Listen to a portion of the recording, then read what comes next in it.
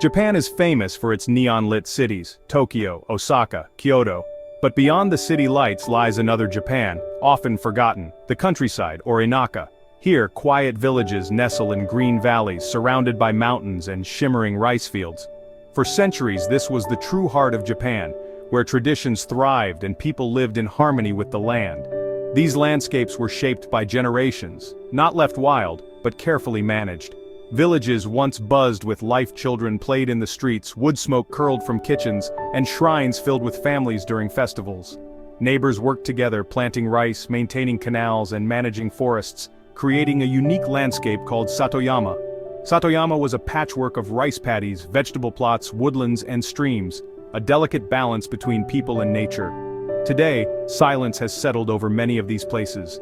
The laughter of children is gone, houses stand empty, and only the elderly remain. The young have left for the cities, seeking new lives, leaving entire communities to fade away. As the old pass on, villages vanish, swallowed by the nature they once tended. This isn't just a social problem, it's a quiet crisis for Japan's natural world. The terraced rice fields are overgrown, forests tangled, and streams choked with bamboo. The disappearance of people unravels a 1,000-year bond between humans and nature. We're losing not just villages, but a unique biodiversity they help sustain. The beauty of rural Japan remains, but it's fragile, like a fading photograph. The silence in the countryside is more than absence. It's the echo of a vanishing way of life. The question now, can this heartbeat be revived, or will it fade away forever? Japan's countryside has been emptying for decades. After World War II, cities promised jobs and excitement, drawing young people away. Farming's hard work couldn't compete with city life. As the young left, fields became overgrown and villages aged. Schools and shops closed and basic services disappeared. Many houses now stand empty, with only a few elderly residents remaining. This is the story of thousands of communities across Japan. Without change, the countryside may soon be silent and forgotten. To understand what's being lost, we need to understand Satoyama, the landscape between deep mountains and village settlements. Satoyama isn't untouched wilderness. It's a landscape shaped by centuries of human care. Rice paddies, irrigation ponds, grasslands, and managed woodlands made up this mosaic. Traditional practices like coppicing and grass cutting created a rich environment for wildlife. Rice paddies became seasonal wetlands home to frogs, dragonflies, and fish. Irrigation ponds supported birds and insects. Grasslands bloomed with wildflowers and butterflies. The open woodlands allowed diverse plants and animals to thrive. The key was people, the villagers who maintained this balance through daily work. They cleared canals, cut grass, and managed forests, not for conservation but for survival. The result was a landscape productive for humans and welcoming to wildlife. Now, as people disappear, the system collapses.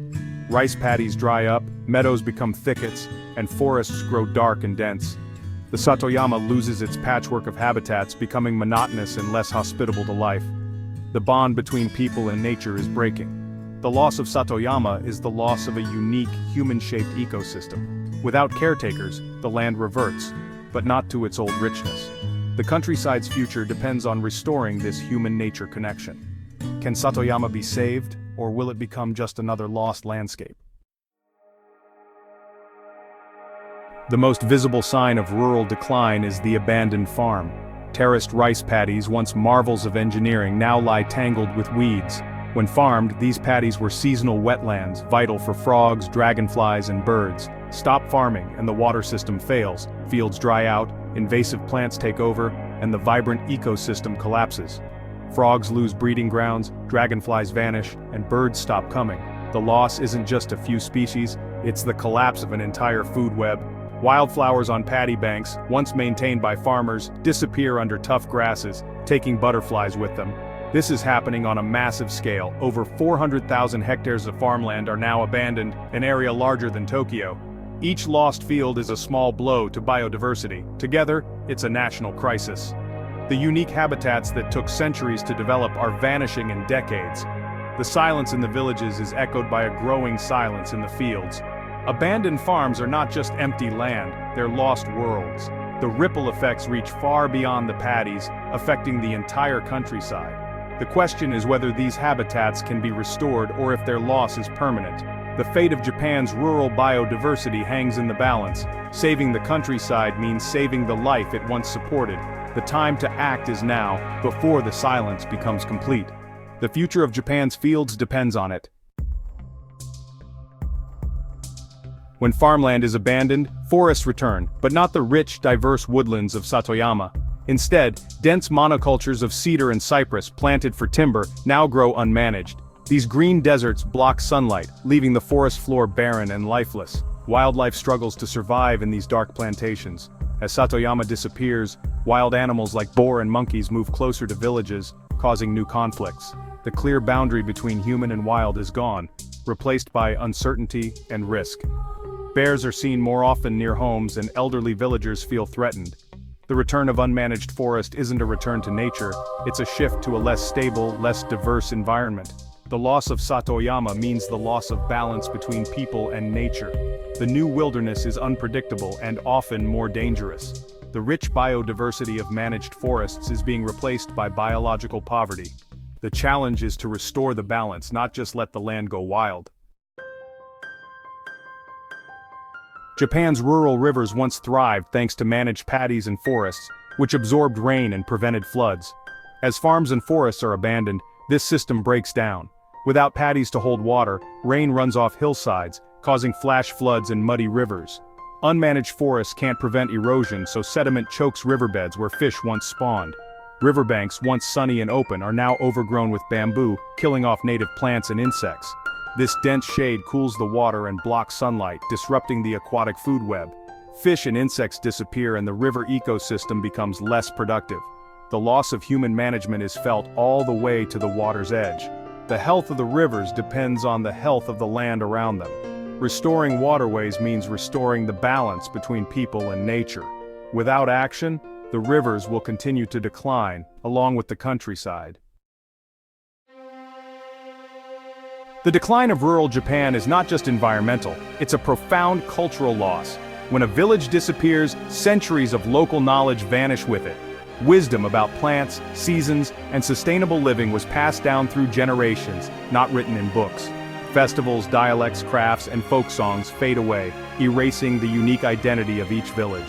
The standardization of city life flattens Japan's cultural diversity. For the elderly left behind, it's a life of loneliness and loss, watching their world dissolve. The Satoyama landscape is central to Japanese identity, seen in art and literature as the heart's hometown. Losing it means losing a model of harmony and sustainability. This matters for all of Japan, not just the countryside. The challenge is to preserve not just nature, but the culture and wisdom that shaped it. The future depends on remembering where Japan came from. Letting this heritage disappear is to lose a part of the nation's soul. Despite the challenges, hope remains for rural Japan. Movements are growing to restore abandoned rice terraces and reconnect city dwellers with agricultural heritage. Volunteers help plant and harvest, reviving both biodiversity and tradition. Some people are moving back, starting organic farms, small businesses, or working remotely thanks to better internet. Local governments offer incentives to attract new residents and fresh ideas. Conservation groups now support human activities that maintain Satoyama, recognizing people as part of the solution. Paying communities for ecosystem services is a new approach to conservation. These efforts are small but promising sparks of renewal. Reviving the countryside means blending tradition with innovation. A different future for rural Japan is possible, if these sparks can grow. Japan's vanishing villages tell a story of broken bonds between people and land. The silence in the countryside mirrors the loss of biodiversity once nurtured by human hands. This issue matters beyond Japan. Satoyama offers a lesson. People and nature can thrive together. Conservation isn't just about protecting wild places, but supporting cultures that live in harmony with nature.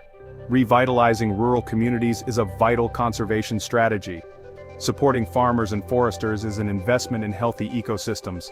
The challenge is great, but hope lives in those fighting for a new future. The fate of Japan's countryside depends on rebuilding the partnership between humans and nature. The heart of Japan can find a new rhythm if people return to the land. The story isn't over, a new chapter can still be written.